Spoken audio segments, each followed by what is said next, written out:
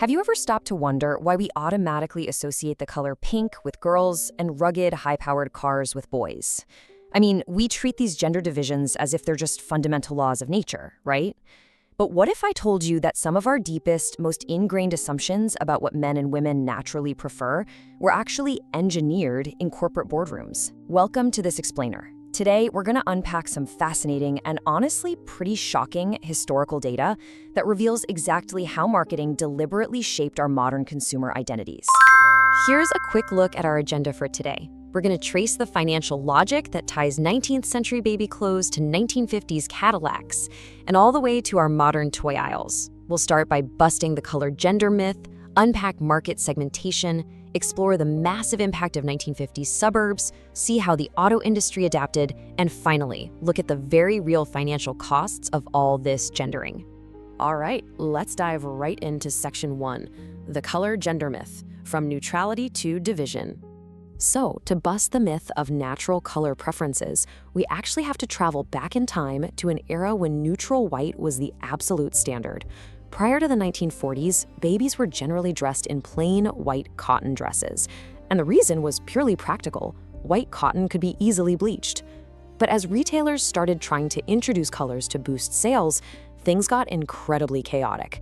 Get this, in 1927, Time magazine published a chart showing how major US department stores were completely divided on the issue.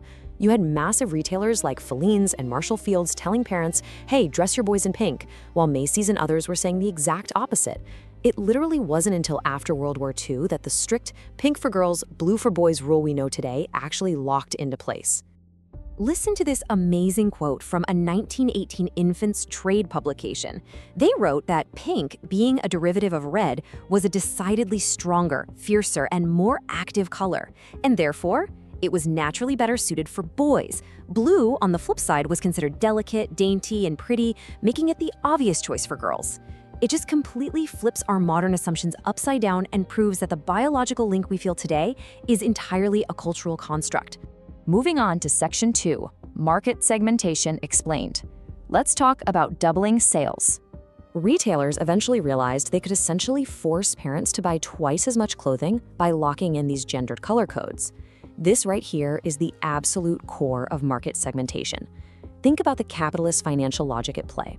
If a family has a boy and then a girl, and all baby clothing is gender-neutral white, well, the younger sister just wears the older brother's hand-me-downs, right? It's economical. But if society dictates that boys absolutely must wear blue and girls must wear pink, parents are suddenly forced to buy a completely new wardrobe for every child of a different gender. It was never about biology. It was about intentionally stopping the hand-me-down cycle to double sales. Okay, Section 3, Suburbs and the Second Car. Let's look at some major post-World War II shifts. This incredibly lucrative strategy of gendering products didn't stop at baby clothes. It quickly scaled up to the ultimate consumer product, the automobile. The suburban explosion of the 1950s created a massive logistical problem for American families. People were moving out of cities and into planned communities. The husband would typically take the single-family car into the city for work, leaving the wife completely stranded in the suburbs without access to public transit, grocery stores, or schools. This massive structural shift essentially necessitated a second vehicle for the household. And just like that, a massive brand new demographic was born, the female consumer driver. Which brings us to Section 4, Designing for Women. How exactly did the auto industry handle this? Automakers aggressively pivoted to capture this new demographic, but their approaches varied wildly. Just contrast how they sold to men versus women. For men, the automobile was a symbol of pure masculinity. The marketing highlighted raw power, steady nerves, horsepower, and aggressive driving. But when they targeted women, the industry largely operated on the assumption that women lacked any mechanical knowledge. So they pitched pastels and fashion-inspired colors to match suburban homes. They highlighted automatic transmissions and power steering, framing these mechanical advancements simply as making the car easier for the delicate female consumer to handle. The absolute most extreme example of this strategy was the 1955 Dodge La Femme. It was essentially a standard Dodge, completely camouflaged in pink paint with a rosebud interior. I kid you not, it even came with a matching pink calfskin purse, outfitted with a powder compact, lipstick case, and a comb. It was an over-the-top marketing exercise leaning heavily on tired stereotypes. And unsurprisingly, it was a massive flop. It sold fewer than 1,000 models before it was quietly discontinued. As it turns out, women wanted reliable transportation, not a giant mobile makeup vanity. But while marketing stunts like the La Femme were crashing and burning, there were actually some incredible, real innovations happening behind the scenes. In the mid-1950s, General Motors hired a group of female designers who were rather condescendingly dubbed the Damsels of Design. But these highly educated professionals weren't there to just add lace doilies or rhinestones, which is what a lot of their male counterparts assumed. They actually pioneered practical, everyday features we completely take for granted today. We're talking retractable seatbelts, child-proof doors, and storage consoles.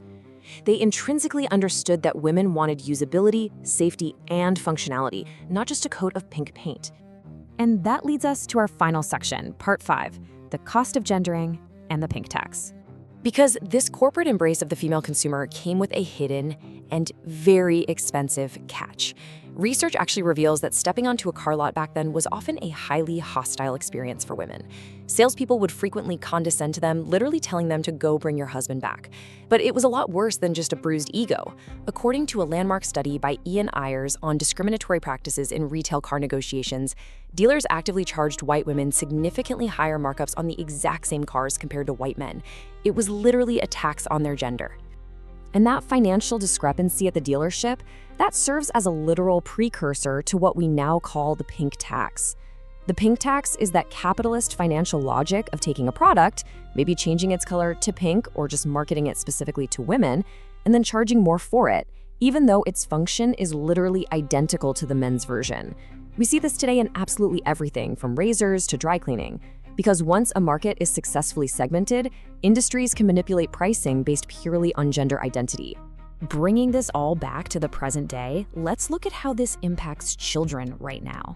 Interestingly, back in the 1970s, second-wave feminism actually brought a wave of gender neutrality to kids' products. Tomboy clothes were totally acceptable. But then the 1980s happened. The deregulation of children's television advertising completely changed the game, allowing toy companies to market directly to kids. They started heavily pushing hyper-masculine shows like He-Man for boys. Then, by the 1990s, the Disney Princess franchise ushered in a heavily pink, girly girl culture. And that's exactly how we ended up with today's strictly segregated toy aisles, coding red, black, and gray as boys only, and pink and purple as girls only. So from the 1918 department stores flipping color norms just to boost clothing sales, to the 1950s automakers trying to sell pastel cars to stranded suburban housewives, right up to the strictly color-coded toy aisles of today, the divide was deliberately engineered. Thank you so much for watching this explainer. I want to leave you with one final thought. When you look around at the things you own, are you buying what you actually want, or are you just buying what a century of capitalist marketing has segmented you to buy?